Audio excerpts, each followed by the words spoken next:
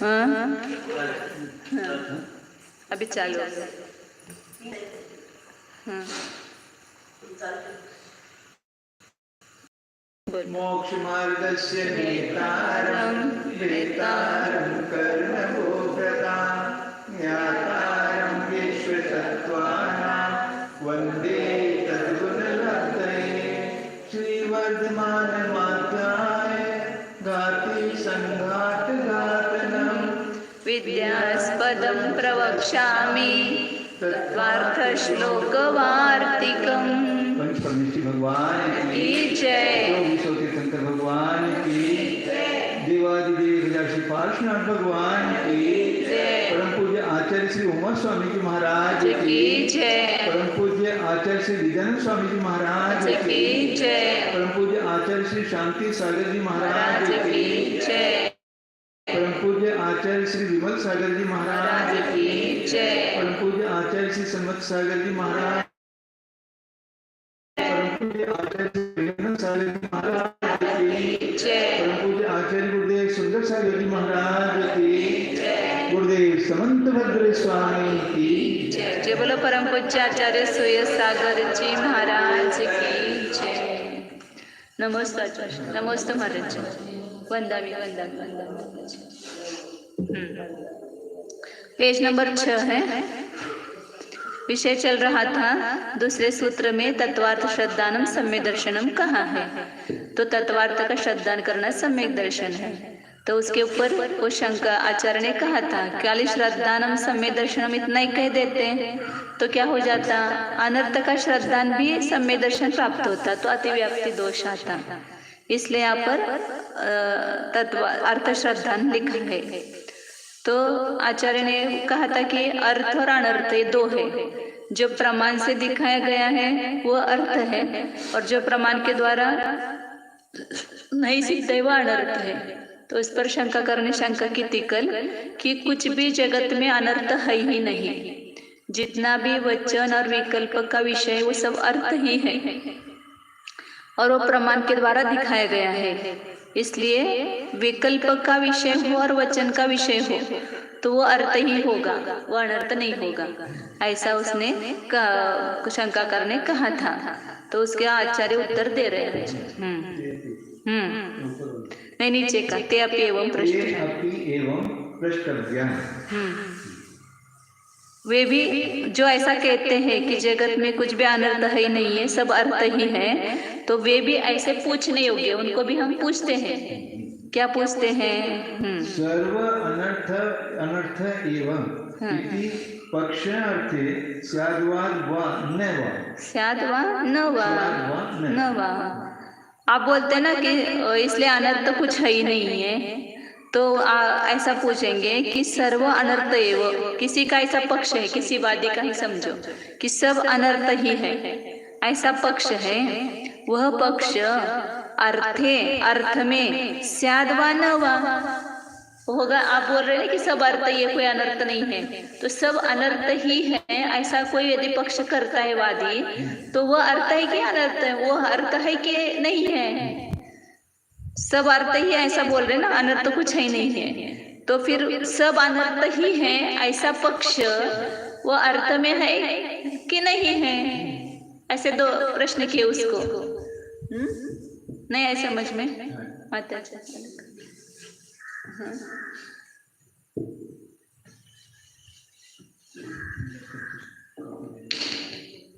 किसी ने पक्ष किया कि सब अनर्थ है।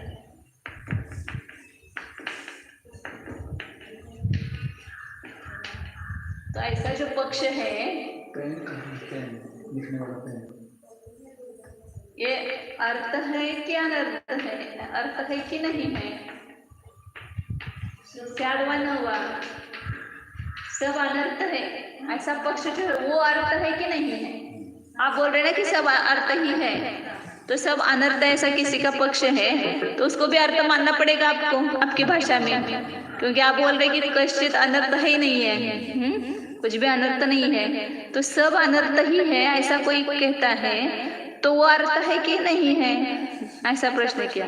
अर्थ स्याद्वा न वा, स्यात् चेत् आगे। स्यात् चेत् सर्वस्य अर्थत्व व्याघातः दुर्निवारः न स्यात् चेत् तेन व्यभिचारी हेतु वाद विकल्प गोचरत्वेन प्रमाण उपदर्शितत्वस्य अर्थत्वम् अंतरेण अपि भावात्।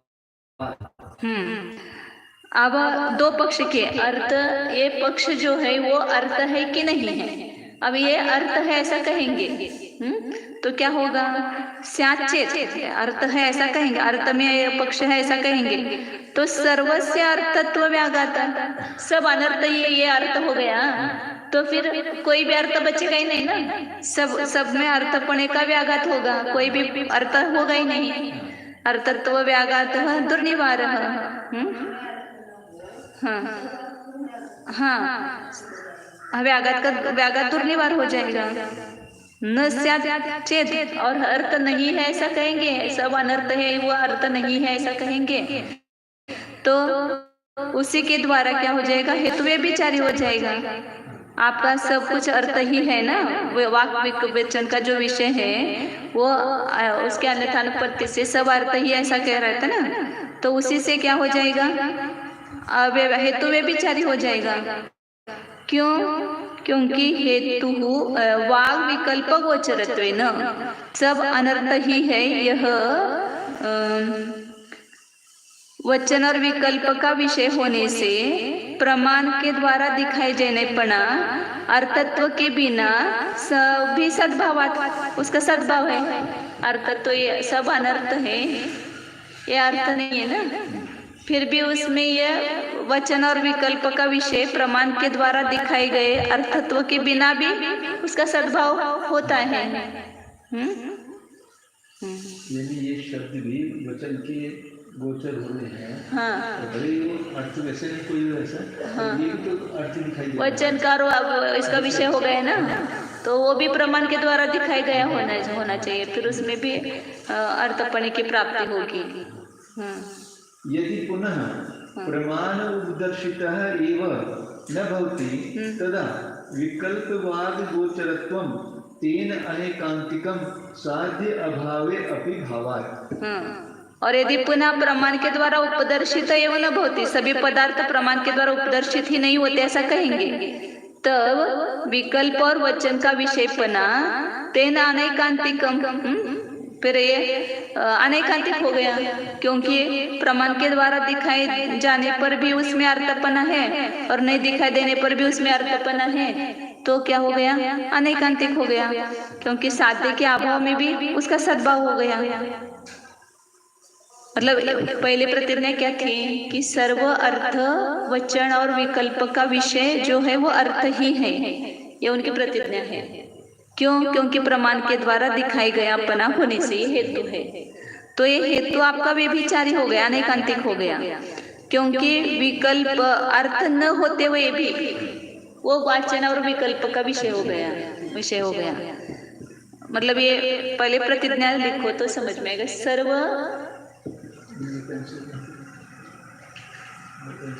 पेंसिल जरा दे,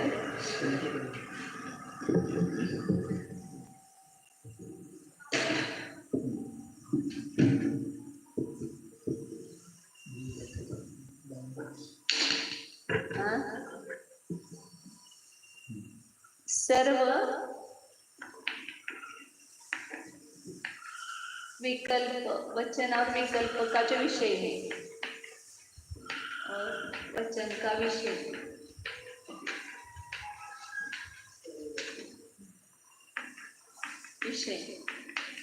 अर्थ है, प्रमाण के द्वारा उपदर्शित होने से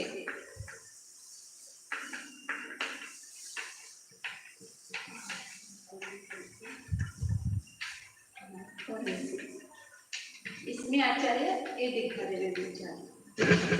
तो अब यहाँ सब अनर्थ ही है, ये भी वचन और विकल्प का विषय हो गया ना, तो फिर प्रमाण और वो प्रमाण के द्वारा उपदर्शित पना उसमें नहीं है, अर्थपना नहीं है, प्रमाण के द्वारा उपदर्शित पना जो अर्थपना है वो उसमें नहीं है, तो प्रमाण के द्वारा उपदर्शित पना ये हेतु जो वचन और विकल्प का विषयभूत अर्थ है उसमें भी गया और अनर्थ में भी गया। वचन और विकल्प का जो विषय अनर्थ है उसमें भी गया। साध्य के अभाव में भी उसका सद्भाव है। मतलब साध्य क्या है? अर्थ, ये साध्य है। वचन विकल्प और वचन का विषय अर्थ है, ये साध्य है ना। तो साध्य के अभाव यहाँ अनर्थ है ना वो। सर्व अनर्थी है। हाँ, तो वो उसमें भी गया हेतु। सर्व अनर्थी है। ये भी प्रमाण के द्वारा उपदर्शित है। हाँ, ये भी हेतु इसमें जा रहा है, अनर्थ में भी, हाँ, अर्थ में भी जा रहा है। यदि पुनः आगे हाँ, विषय जो है वो अर्थ है, अर्थ अनर्थ कुछ नहीं है, सिद्ध करना है ना उसको। तो आचार्य वो उनको ये कर रहे कि सब अनर्थ है ऐसा पक्ष किसी ने रखा तो वो अर्थ है कि नहीं है? अर्थ है ऐसा कहेंगे तो अर्थत्व में व्याघात ही नहीं, कोई कर ही नहीं सकेगा, सब अर्थ ही हो जाएगा। अनर्थ भी अर्थ हो जाएगा, अर्थ भी अर्थ हो जाएगा, अर्थत्व में व्याघात ही नहीं हो सकेगा। और नहीं है ऐसा कहेंगे तो उसी से क्या हो जाएगा? वे विचारी होगा हेतु। क्योंकि वचन और विकल्प का विषय होने से प्रमाण के द्वारा तो उपदर्शितपना जो अर्थत्व है उसके बिना भी इसका सद्भाव है। उस अर्थत्व के बिना भी इसका सद्भाव है। पुनः सर्व अनर्थ एव इति पक्षः विकल्पवाद गोचरः न भवति इति ब्रूवते तदा सर्वचन विरोधः।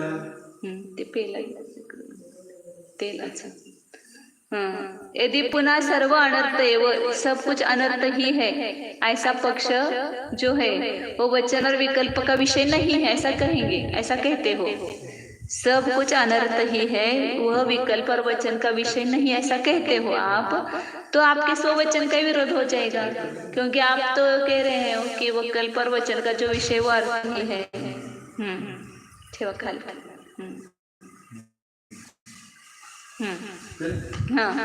अनर्थों को नहीं मानने वाले उन प्रतिवादियों से भी हमको इस प्रकार पूछना है कि किसी ने एक प्रतिज्ञा वाक्य यह बोला या ज्ञान उत्पन्न किया कि सर्व अनर्थ ही हैं। इस प्रकार का पक्ष ग्रहण करना वास्तविक वाच्य अर्थ के होने पर होगा अथवा न होने पर भी हो सकता। यदि अर्थ के होने पर मानोगे तब तो सबको अर्थपना मानने का व्याघात हुआ। अब अनर्थ है तो सब अर्थ कहाँ से होंगे? सब अर्थ ही आप जो कह रहे हो उसमें व्याघात हो गया ना। अनर्थ भी सिद्ध हो रहा है ना, अनर्थ ये भी सिद्ध हो रहा है। अर्थात सब अनर्थ ही है, इसका वाच्य अर्थ सबको अनर्थपना सिद्ध करना है। और आपने पहले से ही सबको अर्थपने का एकांत पकड़ रखा है। अतः पूर्वापर विरुद्ध हो जाने के कारण इस व्याघात दोष का वारण करना आपको अतीव कष्ट साध्य हुआ। अर्थपना का व्याघात नहीं कर सकेंगे आप, दुर्निवार होगा। यदि द्वितीय पक्ष के अनुसार आप यूँ मानेंगे कि सब अनर्थ ही हैं, ऐसा कहना और जानना कुछ भी अर्थ को नहीं रखता है, तब तो आपका शब्द और विकल्प ज्ञान का विषयपना हो इस करके व्यभिचारी हुआ। अर्थात सब अनर्थ ही हैं। इस पक्ष में शब्द विकल्प के विषयपने करके प्रमाण से जाना गया पन रूप हेतु अर्थ पने साध्य के बिना भी विद्यमान रहता है। अनर्थ भी वचन और विकल्प का विषय हो रहा है ना, तो अर्थ के बिना भी हो रहा है वो। साध्य के न रहने पर हेतु का रहना ही व्यभिचार दोष है। यदि फिर आप यूँ कहेंगे कि सब अनर्थ ही हैं, यह पक्ष तो प्रमाणों से जाना गया ही नहीं है, तब तो आपका प्रमाण से जाने गए पन रूप साध्य के लिए दिया गया विकल्प ज्ञान और शब्द का विषयपना हेतु उसी पक्ष करके व्यभिचारी हुआ, क्योंकि साध्य के बिना भी वहाँ रह जाता है। आपने विकल्पवाद मतलब ये दूसरा और ये करना पड़ेगा इधर ये पहला प्रमाण से उपदर्शितपना हेतु हो गया। अब दूसरा ये दिखाएंगे कि प्रमाण का उपदर्शित सब जो है वो प्रमाण के द्वारा उपदर्शित है, क्योंकि ये वो विकल्प और वचन के विषय अन्यथा नहीं हो सकते, ये हेतु हो गया। तो इस हेतु को व्यभिचार है। विकल्प और विषय के विकल्प और वचन के विषय नहीं हो सकते हैं, ये हेतु हो गया। तो यह हेतु प्रमाण के द्वारा उपदर्शित है उसमें भी गया, और प्रमाण के द्वारा जो उपदर्शित नहीं अनर्थ उसमें भी गया, तो इसलिए व्यभिचारी हो गया। ये हेतु व्यभिचारी नहीं कहेंगे। यहाँ तो ये पहला दोष आया, ये तो अर्थत्व का व्याघात नहीं हुआ और ये हो गया। आपने विकल्पवाद गोचरस हेतु से प्रमाण उपदर्शित पने की सिद्धि की थी, और प्रमाण उपदर्शित पने से सबको अर्थ पने की सिद्धि की थी। यदि फिर आप यूँ कहें कि सब अनर्थ ही है, इस प्रकार का पक्ष लेना विकल्प ज्ञान और वाणी का विषय ही नहीं होता है, तब दोनों विचारों का वर्णन तो अवश्य हो जाएगा, क्योंकि अर्थपने का व्याप्य प्रमाण उपदर्शित पना है, और प्रमाण उपदर्शित पने का व्याप्य विकल्प श्राव्य गोचरपना है। जहाँ जिसके व्याप्य का व्याप ही नहीं है, व्यापक का व्याप्ति का है, जहाँ जिसके व्याप्य का व्याप्य विकल्प शब्द अर्थपने का व्याप्य प्रमाणोदर्शितपना है, और प्रमाणोपदर्शितपने का व्याप्य विकल्प शब्द गोचरपना है। जहाँ जिसके व्याप्य का व्याप्य ही नहीं है, वहाँ वह अर्थपना भला कैसे रह सकता है? यानी नहीं, यो ठीक है, किंतु आपको अपने वचनों से विरोध होना, यह बड़ा भारी दोष हुआ। वचनों का तो विषय हो रहा है, यह अनर्थ है। नहीं, आपने जो कहा ना कि विकल्प और वचन का विषय वो सब अर्थ ही है, इसमें भी उस वचन में विरोध हो गया ना, क्योंकि अनर्थ भी वचन और विकल्प का विषय हो रहा है। और विकल्प ज्ञान भी किया जा रहा है। फिर यह कहना कि विकल्प और शब्द का विषय नहीं है, ऐसा वचन बाधित कहना कैसे भी युक्त नहीं है।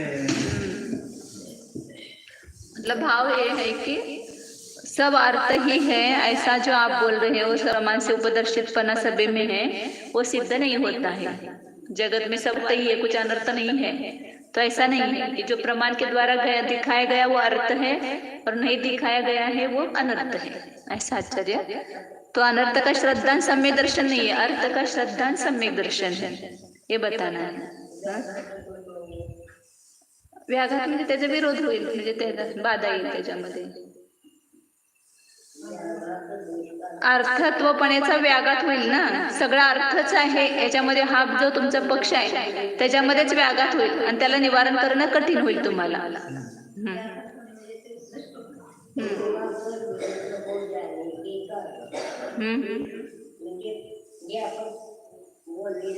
त्यांनी काय म्हटलं होतं ते पहिलं पूर्व पक्ष ठेवणाऱ्याने, की जगामध्ये जेवढे म्हणून वचन आणि विकल्पाचे विषय आहेत ते सगळे अर्थच आहेत। मग आता अनर्थ आहेत हे पण तुम्ही स्वीकार करायला लागलाय ना, तर मग तुमचं तर अर्थपणाचा व्याघात घालावं लागेल। कुतश्चित अविद्या विशेषतेच बसायचं ते कुतश्चित अविद्या विशेषात अनर्थ इति व्यवहार। वो शंकाकार कहता है ये जो सब अनर्थ है, ऐसा जो व्यवहार है ना, पक्ष है, वो किसी अविद्या विशेष के कारण है। किसी की ऐसी अविद्या है इसलिए वो सब अनर्थ ऐसा कह रहे हैं, वास्तविक नहीं, वो व्यावहारिक नहीं है। कुतश्चित अविद्या के वश से उसको ऐसा लगता है कि सब कुछ अनर्थ है। तो ऐसे हाँ यह व्यवहार है न तात्विक, ये वास्तविक नहीं है। हाँ अविद्या त्यांनी नाव देतात, अविद्या अज्ञान भ्रम इति चेत सतरी। फिर आप वापस आचार्य ने उनको प्रश्न किए, वो जो अविद्या के कारण अनर्थ सब कुछ अनर्थ ऐसा कह रहा है, वो अविद्या विशेष जो है वो अर्थ है कि अनर्थ है? अविद्या भी अर्थ है कि अनर्थ है? यदि अर्थ आगे यदि अर्थ तदा कथम एतन निबंधन व्यवहार तात्विकः अर्थ इति व्यवहार। और यदि अविद्या के कारण सब कुछ अनर्थ ऐसा कह रहा है, वो अविद्या यदि अर्थ है ऐसा कहो गया, तो फिर जो अर्थ है उसके निमित्त से हुआ जो व्यवहार है उसका तात्विक कैसे कहेंगे? अर्थ है ना, अविद्या अर्थ है, और उस अर्थ के निमित्त से हुआ जो व्यवहार है वो अतात्विक कैसे होगा, तो वास्तविक ही होगा। सर्वार्थ है वो, सब कुछ अर्थ ही है, ऐसा व्यवहार जैसे आप करते हो ऐसे अविद्या भी अर्थ ही है, वो अतात्विक नहीं होगी फिर अविद्या। स अनर्थः चेत् कथं सर्वार्थ एव इति एकांत सिद्धे। अब यदि कहेंगे कि अविद्या अनर्थ ऐसा कहोगे आप, तो फिर आपका सिद्धांत विरोध आता है। आपका सिद्धांत क्या है, सब कुछ अर्थ ही है, फिर अविद्या अनर्थ है ये स्वीकार किया ना आपने, फिर सब कुछ अर्थ ही है, ऐसा आपका एकांत कैसे सिद्ध होगा, वो सिद्ध नहीं होगा, मतलब कुछ अनर्थ भी है ऐसा सिद्ध हुआ।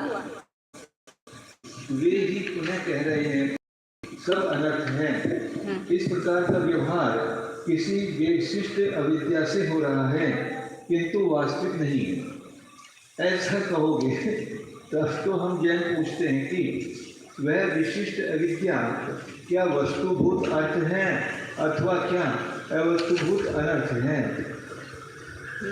वस्तुभूत अर्थ या वस्तुरूप अनर्थ बतलाइए। यदि अविद्या को वास्तविक अर्थ मानोगे तब इस अविद्या का कारण मानकर होने वाला व्यवहार भला अवास्तविक कैसे हो जाएगा। जैसे कि सब अर्थ रूप ही है, इस प्रकार आपके एकांत का व्यवहार वस्तु स्पर्शी है, वैसे ही वस्तुभूत अविद्या से उत्पन्न हुआ सब अनर्थ ही है, यह व्यवहार भी परमार्थभूत होगा। हो गए, सब अर्थ रूप है, एकांत व्यवहार वस्तु स्पर्शी हो गया, और जो वस्तुभूत अविद्या से उत्पन्न हुआ है सब अर्थ ही है, ये व्यवहार परमार्थभूत होगा। अविद्या से उत्पन्न है ना, तो वह सब अनर्थ ही है, यह व्यवहार भी वास्तविक ही होगा। यदि आप दूसरे पक्ष अनुसार उस अविद्या विशेष को अनर्थ रूप मानोगे तो सब अर्थ ही है, इस प्रकार का एकांत कैसे सिद्ध होगा। कुछ तो अविद्या हुई, अनर्थ हुआ, कहिए, क्योंकि इसी समय आप अविद्या को अनर्थ रूप कह चुके हैं। इस प्रकार बड़ी दक्षता के साथ आचार्य महाराज ने अनर्थ को न मानकर सबको अर्थ मानने वाले एकांतवादी का मंतव्य खंडन कर दिया है।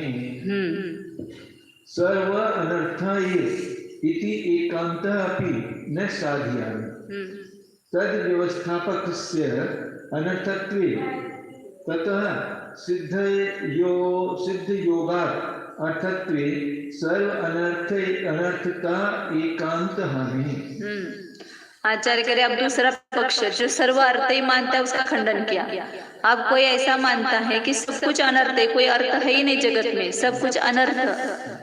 एक अनर्थ शब्द ऐसा व्यवहार भी यूज करते कि उसमें कुछ अर्थ नहीं, मतलब उसमें कुछ सार नहीं है, ऐसा अनर्थ है सब कुछ, ऐसा बोलते ना, वो नहीं लेना है। अनर्थ मतलब अर्थ का अभाव, अर्थच नाही काही सुद्धा, तर असं नाही घ्यायचं। सर्व अनर्थ एव इति एकांतपि न साधयान, ऐसा असं कोणी म्हणतंय की सगळं काय अनर्थच आहे, हा असे लोक आहेत वेडे सगळे। ऐसा एकांत भी अच्छा नहीं है, वो भी सिद्ध नहीं हो सकता है, क्योंकि सब कुछ अनर्थ ऐसा आप कहोगे तो अब उस सब कुछ अनर्थ ऐसा जानने वाला जो प्रमाण है, उसकी स्थापना करने वाला कौन है, प्रमाण है, ज्ञान है, फिर उसको भी अनर्थ मानेंगे।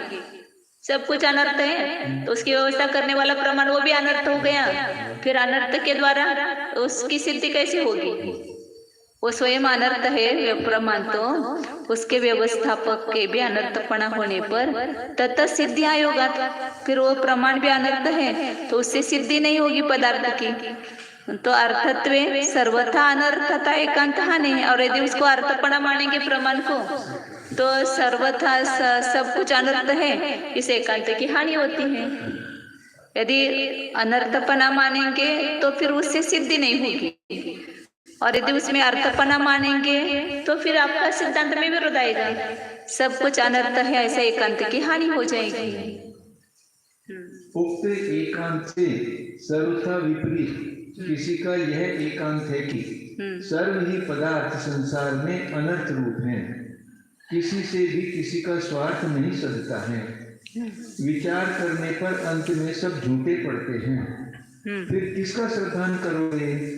आचार्य समझाते हैं कि इस प्रकार का एकांत भी अच्छा नहीं है, क्योंकि सब अनर्थ ही हैं। इसकी व्यवस्था करने वाले उस प्रमाण को या वाक्य को भी अनर्थ रूप मानोगे तो निरर्थक उस प्रमाण या वाक्य से उस अनर्थपने के एकांत की सिद्धि न हो सकेगी।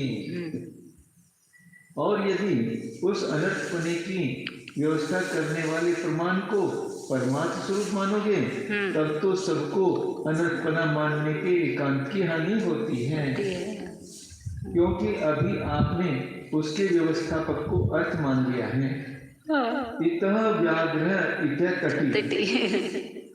कहाँ जाएंगे? हाँ, इधर जाने लगे तो वाघ आया, इधर देखा तो नदी आ गई। उनके लिए बड़े समस्या। इकडे नदी आणि इकडे आड आणि इकडे विहीर असं म्हणतो आपण मराठी में ऐसा है, इकडे आड आणि इकडे विहीर असं बीच में ये हो जाते हैं ना। आड़ मतलब भी विहीर ही होते हैं। विहीर का एक प्रकार है आड़ और विहीर।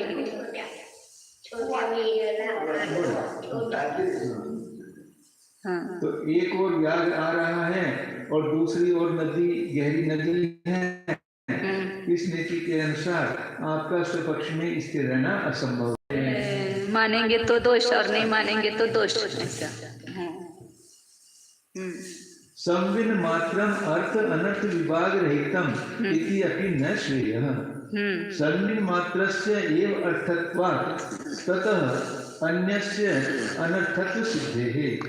वो कोई संवेदनाद्वैतवादी है ना, वो कहता है ये अर्थ अनर्थ हमारे में विभाग है ही नहीं है, केवल ज्ञान मात्र तत्व है। संविन मात्र तत्व है। संविन म्हणजे ज्ञान, संवित्ती म्हणजे संवित म्हणजे ज्ञान का अर्थ।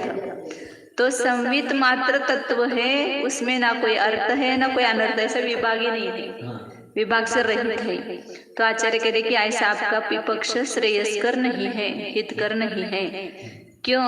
क्योंकि आपके इसमें ये दो सिद्ध हो जाते हैं। संवित मात्र तत्व ऐसा कह रहे हो आप, तो उसमें तो अर्थपना सिद्ध हो गया, और संवित मात्र को छोड़कर जो है सब अनर्थ हो गया। अर्थ अनर्थपना दोनों सिद्ध हो गए कि नहीं हो गए? सर्वस्य अपि अर्थ अनर्थ विभाग सिद्धेः भावात् उक्तम अर्थ ग्रहणम अनर्थ श्रद्धान निवृत्त्यर्थम। सभी में अर्थ और अनर्थ विभाग सिद्ध होने से अवश्यम भावात, उसमें अवश्य भाव होने से, ये हमने जो कहा सूत्र में अर्थ ग्रहणम अनर्थ श्रद्धा निवृत्त्यर्थम, सूत्र में जो तत्वार्थ श्रद्धानम, उसमें अर्थ श्रद्धानम ये शब्द जो ग्रहण किया है वह अनर्थ के श्रद्धान की निवृत्ति के लिए, मतलब अर्थ का श्रद्धान करना तो सम्यक दर्शन है, और जो अर्थ नहीं है ऐसे अनर्थ का श्रद्धान करना वो सम्यक दर्शन नहीं है। और अर्थ किसको कहेंगे? जो प्रमाण के द्वारा दिखाया गया है, प्रत्यक्ष अनुमान आदि प्रमाण से जो दिखाया गया है वो अर्थ है, और जो प्रमाण से सिद्ध नहीं वो अनर्थ है। शुद्ध ज्ञान अद्वैतवादी कहते हैं कि संसार में न कोई अर्थ है और न कोई अनर्थ है, केवल शुद्ध संवेदन यानी विज्ञान ही है। वह अर्थ और अनर्थ के भेद से रहित है, अर्थात उसको अर्थरूप या अनर्थरूप कुछ भी नहीं कह सकते हैं। ग्रंथकार कहते हैं कि इस प्रकार कहना भी कल्याणकारी नहीं है, क्योंकि यूं तो आपका माना हुआ केवल संवेदन ही अर्थ हो जाता है, और उससे अन्य घटपट आदि द्वैतों को अनर्थपना सिद्ध हो जाएगा। इस कारण सभी पदार्थों को विवक्षा से अर्थपने और अनर्थपने का विभाग करना अवश्य ही सिद्ध हो जाता है, अथवा सर्व ही वादियों करके अभीष्ट पदार्थ को अर्थपने की और अनिष्ट पदार्थों के अनर्थपने की व्यवस्था मानी जाती है। अतः मूल सूत्रकार ने मिथ्या ज्ञानों से जाने गए अनर्थों के श्रद्धान की निवृत्ति के लिए सम्यक दर्शन के निर्दोष लक्षण में अर्थ का ग्रहण किया है। यह युक्तिपूर्ण है। भावार्थ प्रमाणों के द्वारा जाने गए अर्थों का श्रद्धान करना सम्यक दर्शन है। अनर्थों का श्रद्धान करते बैठना सम्यक दर्शन नहीं है, किंतु मिथ्या दर्शन है। कल्पितार्थ श्रद्धानम सम्यक दर्शनम एवं स्यात् ततः सा एव अतिव्याप्ति ही इति चेत् न तत् विशेषणात्। वो अपने अर्थ श्रद्धान सम्यक दर्शन कहा ना, तो जो कल्पित अर्थ है उसके श्रद्धान भी सम्यक दर्शन प्राप्त हो जाएगा। तो इसलिए अतिव्याप्ति दोष का दूर हुआ, तो वैसे ही अतिव्याप्ति दोष बना रहा, क्योंकि जो मिथ्यावादियों ने कल्पित अर्थ किए हैं उसके श्रद्धान को भी सम्यक दर्शन मानने का प्रसंग आएगा, तो अतिव्याप्ति का निवारण नहीं होगा। तो ऐसा करते आचार्य इति चेत न, क्योंकि उसको तत्व विशेषण लगाया है। अर्थ को सामान्य अर्थ, कल्पित अर्थ नहीं, जो तत्वार्थ मतलब वास्तविक स्वभाव से युक्त जो पदार्थ है, ऐसे तत्वार्थ का श्रद्धान ही क्या है, सम्यक दर्शन है। तो इसलिए तत्व विशेषण लगाया है कल्पित अर्थ के श्रद्धान का अभाव करने के लिए। इस प्रकार तो कल्पना किए गए पदार्थों का श्रद्धान करना भी सम्यक दर्शन ही हो जाएगा। अर्थ कहने से कल्पित अर्थ भी पकड़े जा सकते हैं, इस कारण फिर भी वही अतिव्याप्ति दोष बना रहा। ऐसा तो नहीं कहना चाहिए, क्योंकि लक्षण में अर्थ का विशेषण तत्व दे रखा है, अर्थात वास्तविक रूप पने से तत्व निर्मित हैं, उनका श्रद्धान करना सम्यक दर्शन है। कल्पना किए गए अतत्व रूप अर्थों का श्रद्धान करना तो मिथ्या दर्शन है। ननु अर्थ ग्रहणात् एव कल्पितार्थ निवृत्तिः तस्य अनर्थत्वात् व्यर्थम तत्व विशेषणम् इति चेत् न। धन प्रयोजन अभिधेय विशेष अभावानां अर्थ शब्दवाच्यानां ग्रहण प्रसंगात् न च तेषां श्रद्धानं सम्यक् दर्शनस्य लक्षणं युक्तम्। धर्माद् अर्थ धनम् इति श्रद्धानस्य अभव्यादेः श्रद्धानस्य अभव्यादेऽपि सम्यक् दर्शन प्रसक्तेः। शंका कर्पण आप आक्षेप कर रहे हैं कि अर्थ ग्रहणात एव, जब आपने अर्थ ग्रहण किया उसी से क्या हो गया कि कल्पित अर्थ की निवृत्ति हो गई, क्योंकि तस्य अनर्थत्वात्, जो कल्पित अर्थ है वो अर्थ ही नहीं है, वो तो अनर्थ है। आपने तो अर्थ शब्द रखा है, तो अर्थ के श्रद्धान को सम्यक दर्शन कहा, तब कल्पित अर्थ की निवृत्ति अपने आप हो गई, क्योंकि वो अनर्थ है। अर्थम तत्व विशेषणम, इसलिए व्यर्थम तत्व विशेषणम, फिर वापिस तत्व विशेषण लगाना व्यर्थ ही है आपका, क्योंकि अर्थ श्रद्धानम जब कहा तो अनर्थ का श्रद्धान सम्यक दर्शन नहीं, ये सिद्ध ही हुआ, तो तत्व शब्द लगाना निष्प्रयोजन है। तो आचार्य कह रहे कि ऐसा नहीं है। क्यों नहीं है? क्योंकि अर्थ शब्द के अनेक अर्थ होते हैं। अर्थ का धन भी अर्थ होता है, प्रयोजन भी अर्थ होता है, अभिधेय भी अर्थ होता है, विशेष, अभाव इत्यादि अर्थ शब्द के वाच्य है, उनके भी ग्रहण का प्रसंग आएगा। धन के ग्रहण को भी, श्रद्धान को भी सम्यक दर्शन मानना पड़ेगा। तेषां श्रद्धान, श्रद्धान करने वाला अब सम्यक दर्शन का प्रसंग आएगा। भवे को ये श्रद्धा नहीं कि नहीं, धर्म से अर्थ मिलता है,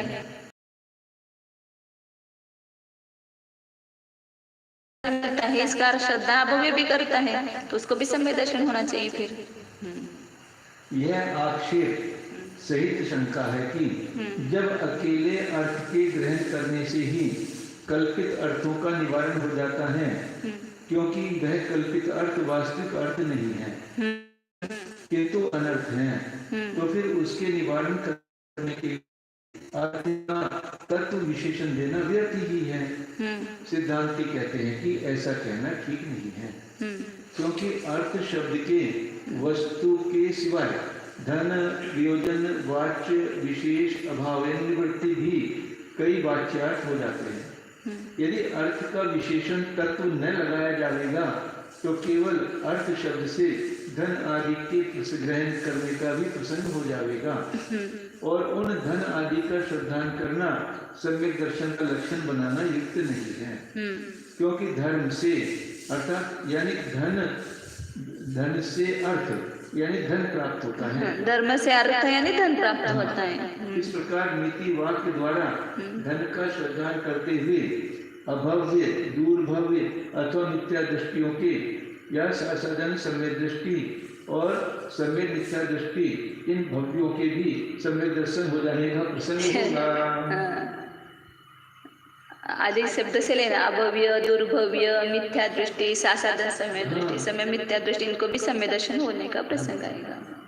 को अर्थ पुत्रेण जातेन यह न विद्वान न धार्मिकः इति प्रयोजनवाचिन अर्थ शब्दात् प्रयोजनम् अभी सदृष्टित्व आपत्तिः। हाँ, और अर्थ का अर्थ प्रयोजन भी होता है। उसका उदाहरण दिया प्रयोजन के लिए कि ये वाक्य नीति वाक्य है ना कि उस पुत्र से क्या प्रयोजन, को अर्थ पुत्रेन त्या मुलाचा काय उपयोग की जो धार्मिक पण नाही ना विद्वान पण नाही। यो न विद्वान न धार्मिक, जो विद्वान नहीं और जो धार्मिक नहीं है, ऐसे पुत्र को लेकर क्या करना, उसके बजाय पुत्र नहीं हो तो अच्छा, ऐसा बोलते हैं ना। तो यहाँ अर्थ शब्द प्रयोजन अर्थ में लिया है। तो इस प्रयोजनवाची अर्थ शब्द से प्रयोजन का श्रद्धान करने वाला भी सम्यक को प्राप्त। अर्थ श्रद्धानम सम्यक दर्शन इतना है हमने कहा। तो प्रयोजन ये अर्थ शब्द का अर्थ है, उसका श्रद्धान करने वाला भी सम्यक दृष्टि हो जाएगा, प्रसंग आएगा। उसका श्रद्धान करने वाला भी फिर सम्यक दर्शन को प्राप्त हो जाएगा। आपका उपयोग कई घटक है, वो समझ में आते तुरंत। चलो पुत्र जाते हैं, तृतीय विभक्ति का समासिक करेंगे, पुत्र जाते हो जाएगा क्या? पुत्र ने जाते अलग है ना। समासिक करें इसको नहीं, पुत्र समास नहीं क्यों करना उसको।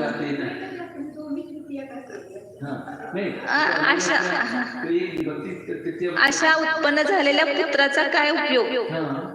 जातेन पुत्रेन को अर्थ विशेषण केलं हो। कुपुत्र जाते हैं, नहीं जात पुत्रेन ऐसा करो। ठीक, चलो अब क्या होता है? तो प्रयोजनवाची अर्थ शब्द से वहाँ पर उसका श्रद्धान जो कर रहा है, प्रयोजन अर्थ शब्द का प्रयोजन अर्थ है और उसका जो श्रद्धान कर रहा है उसको भी सम्यक दर्शन मानने का प्रसंग आएगा। फिर कोई भी कुदृष्टि वगैरह भी सम्यक दृष्टि बन जाएंगे। नीति पुस्तक में लिखा हुआ है कि ऐसे उत्पन्न हुए पुत्र से क्या प्रयोजन सिद्ध हुआ जो कि विद्वान नहीं है और धार्मिक भी नहीं है। भैया सुन, ऐसे पुत्र से क्या प्रयोजन जो विद्वान भी नहीं है और धार्मिक भी नहीं है। और इसलिए माता बोलते तो मुझे पुत्र नहीं होता तो अच्छा, ऐसे पुत्र के बजाय। यहाँ प्रयोजन को कहने वाले अर्थ शब्द से प्रयोजन रूप अर्थ का श्रद्धान करने वाले जीव को भी सम्यक दृष्टिपना प्राप्त हो जाएगा, जो कि यह आपत्ति इष्ट नहीं है। हाँ, रत्न त्रय को या संयम को आत्म संबंधी धन मानने अथवा केवल ज्ञान या मोक्ष को अपना प्रयोजन मानने का श्रद्धान करता तो कुछ सम्यक दृष्टिपन में सहायता भी प्राप्त हो सकती थी, किंतु राग द्वेष वर्धक पदार्थों में पदार्थों से धन प्रयोजन का विश्वास करना तो मिथ्या दर्शन है, ऐसा सभी मानते हैं। पदार्थों में ही है शायद, राग द्वेष वर्धक पदार्थों में धन प्रयोजन का विश्वास करना तो मिथ्या दर्शन से सभी मानते हैं।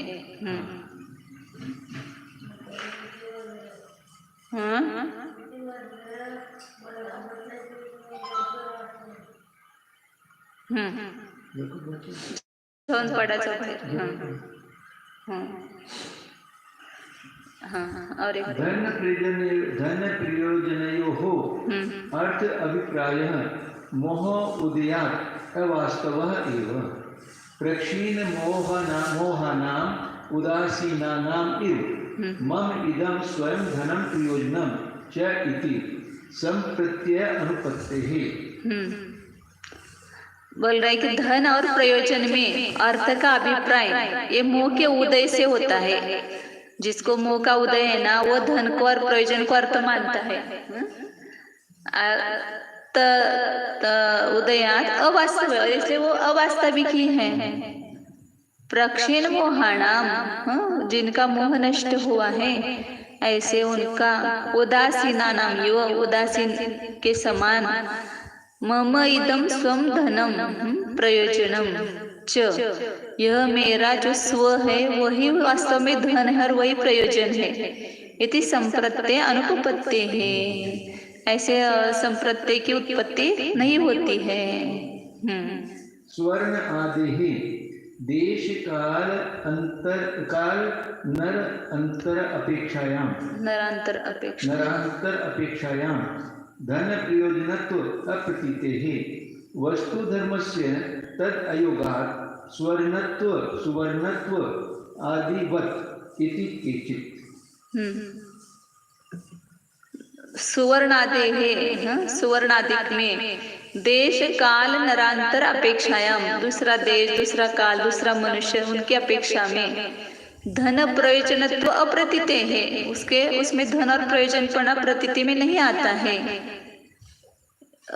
प्रतीत वस्तु धर्मस्य तद अयोगात्, क्योंकि वो वस्तु धर्म नहीं है सुवर्णत्वादि के समान। ऐसा कोई शंका कर कहता है। स्वर्ण आदि में आसक्ति रहती है, उसमें देश काल और अन्य मनुष्यों की अपेक्षा धन प्रयोजनपना प्रतीति में नहीं आता है। लेकिन किसी देश में सुवर्ण चांदी आदि द्रव्यों को धनपना और प्रयोजनपना इन प्रतीति में नहीं आता है।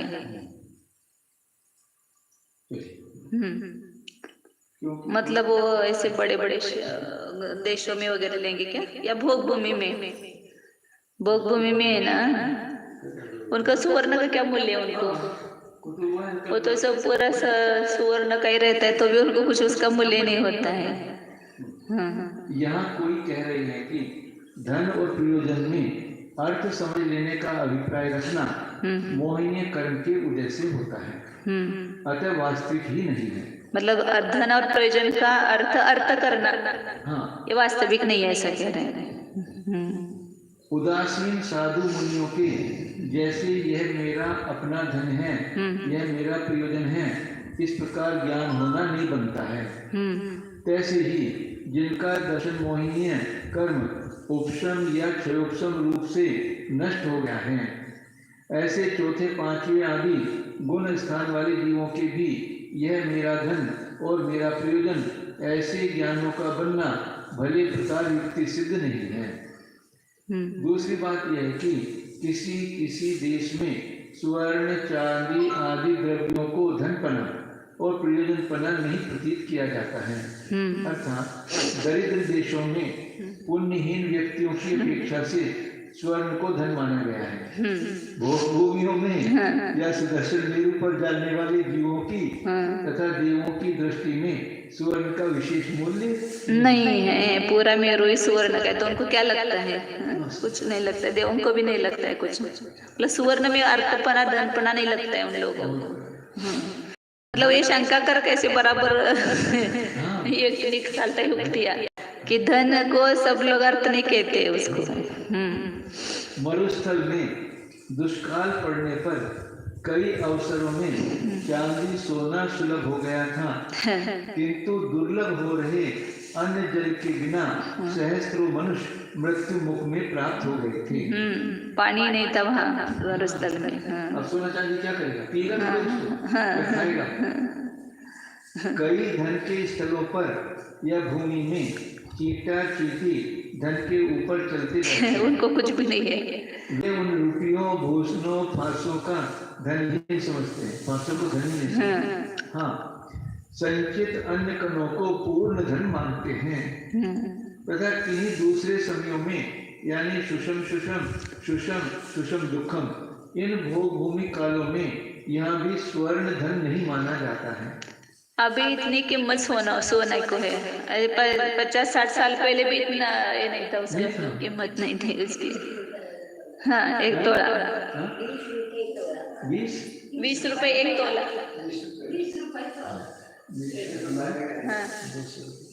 हाँ हाँ सन 71 में 200 रुपये तोला।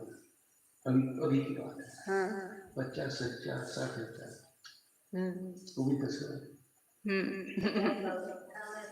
अभी 50-60 हजार में 1 तोला आता है। अभी कितना आता है?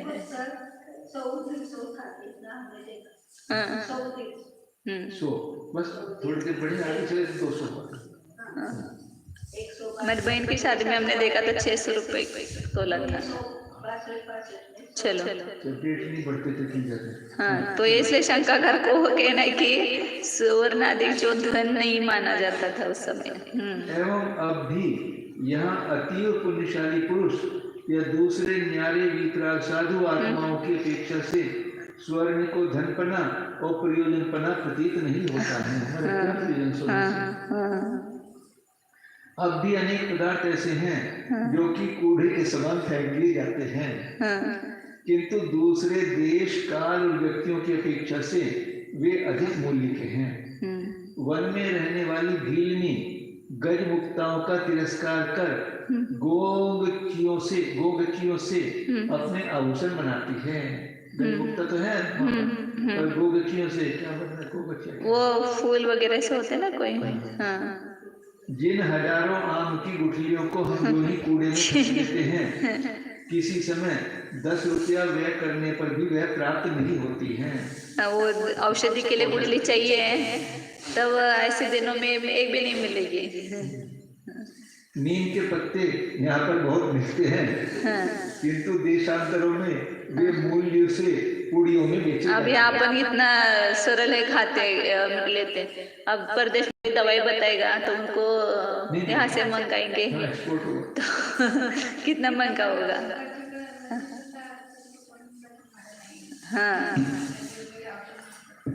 हाँ। जंगल में सैकड़ों जड़ी बूटियां खड़ी हुई हैं, जिनको कि पशु पक्षी भी भक्षण नहीं करते हैं। वे ही न जाने किन किन रोगों को दूर करने की शक्तियां रखती हैं। स्वर्ण आदि रसायन बनाने में भी उनका उपयोग हो सकता है। स्वर्ण वो होती है ना भस्म। हाँ, नागवल्ली के पत्ते वगैरह बताए ना, स्वर्ण बनाने के लिए। यदि वे सहस्त्रों रुपये तोले बिके तो भी उनका मूल्य न्यून ही है। जो खेत की मिट्टी गेहूं, चना, जौ, फल, फूल, खांड आदि को पैदा कर सकती हैं, और जो जलवायु यूं ही इधर उधर बिखर रहे हैं, वे रसायन शास्त्र की दृष्टि से स्वर्ण हीना मानिक पन्ने से भी अधिक मूल्य के हैं। ये होता है ना, तुम्हें घेता थे आगरे का पेठा। अब वह कितना महंगा मतलब बिकता है, और यहाँ तो सबके घरों के ऊपर पड़ा रहता है।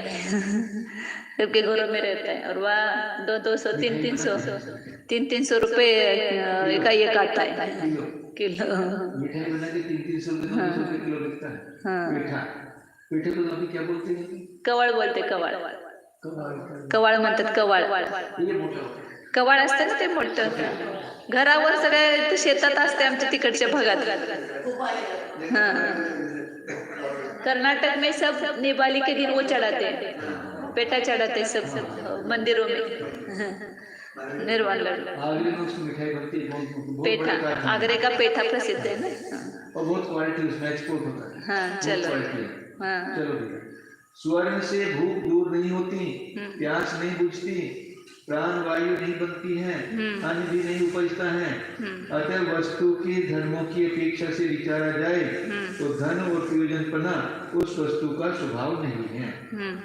जैसे कि स्वर्ण का स्वर्णपना या रस गंध आदि स्वभाव है, वैसे धनपना उसका स्वभाव नहीं है। कतिपय धनाढ़ सुवर्ण के विद्वान होने से ही डाकुओं के द्वारा मार दिए जाते हैं, पकड़े जाते हैं, जिससे कि वे चोरों को पहचान कर दंड न दिला सके। यदि वे निर्धन होते तो वन में भी उनको किसी प्रकार का भय नहीं था। अनेक निरपेक्ष जीव स्वर्ण को अपना प्रयोजन स्वार्थ भी नहीं समझते हैं।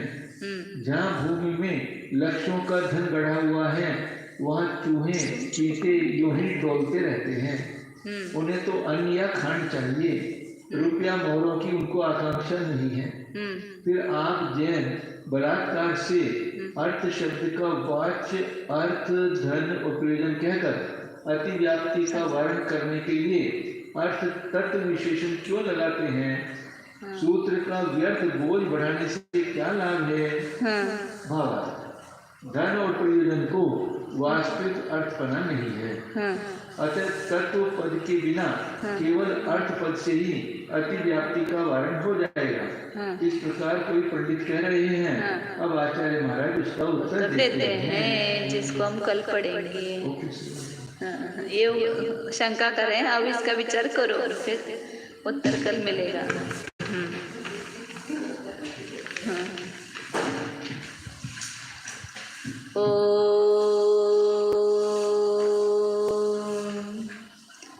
जानिए यह मैं शुद्ध चैतन्यमय जीव ही हूँ, ज्ञान दर्शन स्वरूप हूँ, अनंत गुणों का एक अखंड पिंड हूँ। वास्तविक सब नव तत्वों में यह जीव तत्व ही जो अनादि अनंत शुद्ध ध्रुव पारणामिक भाव है, वह ही वास्तविक तत्व है। उसका श्रद्धान ही सम्यक दर्शन है। तो नौ तत्वों में छिपी हुई इस आत्म ज्योति को पहचानो और उसका श्रद्धान करो, अनुभव करो। शुद्ध चैतन्य सत्ता स्वरूप ज्ञानानंद स्वरूप एकत्व विभक्त स्वरूप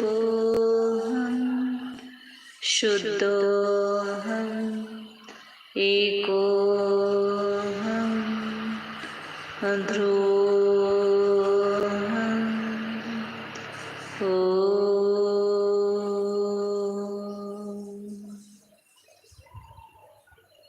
विसर्जन।